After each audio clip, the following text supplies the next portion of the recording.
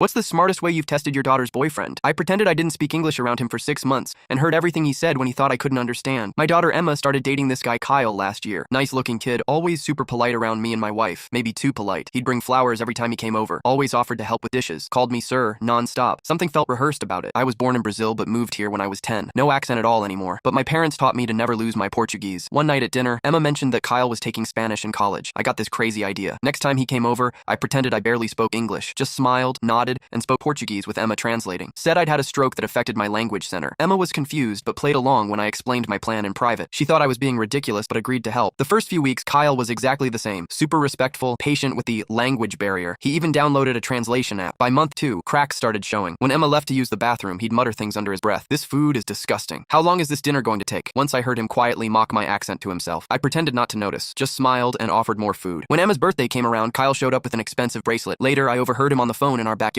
Yeah, I returned the cheap one and got the silver one instead. Her dad's loaded. Gotta look the part. That was interesting. I'm comfortable, but definitely not loaded. We live in a normal 3-bedroom house. I drive a 2016 Subaru. One Saturday, Emma had a shift at the hospital. She's in nursing school. Kyle came by anyway, said he left his charger. I let him in, still doing my broken English act. While I pretended to watch a Portuguese soccer game, he took pictures of our mail, our investment statements, even opened my desk drawer when he thought I wasn't looking. The next week, I accidentally left fake bank statements showing a negative balance and massive debt on the kitchen counter, just to see what would happen. 3 days later, Kyle told Emma he needed space and wasn't sure about their relationship. Said he wanted to find himself before getting serious with anyone. Emma was heartbroken but suspicious. She asked if my test had shown anything. I told her everything I'd heard. We waited to see if Kyle would come back once the fake bank statements disappeared. Sure enough, 2 weeks later, he texted her saying he'd worked through his issues and wanted to try again. Emma invited him over for dinner. He brought the usual flowers, called me sir again. I served his favorite meal, the one he'd called disgusting behind my back. Halfway through dinner, Emma started speaking to me in perfect English. I responded the same way. Kyle froze with his fork halfway to his mouth. You speak English? He stammered, looking at me. I've spoken English for 35 years, I said. Almost as long as I've been able to spot guys who date my daughter for her money. The color drained from his face. Emma placed her phone on the table, playing a recording of him from last week. Once I'm in with her family, her dad can hook me up with one of his doctor friends. Then I'm set for life. He tried denying everything, said I misunderstood, that my English must not be good enough to understand context. Emma held up his phone. He'd left it unlocked when he went to the bathroom. And these texts to your friends about my rich family you plan to use? Am I misunderstanding those too? He grabbed his phone and stormed out, called Emma crazy, called me a sneaky old man. Emma cried that night, but told me the next morning she was grateful. 6 months of hurt is better than years of lies, Dad. Kyle's now dating the daughter of a car dealership owner. Emma's with a guy she met at nursing school. He brings homemade cookies instead of store-bought flowers and talks to me the same way whether Emma's in the room or not.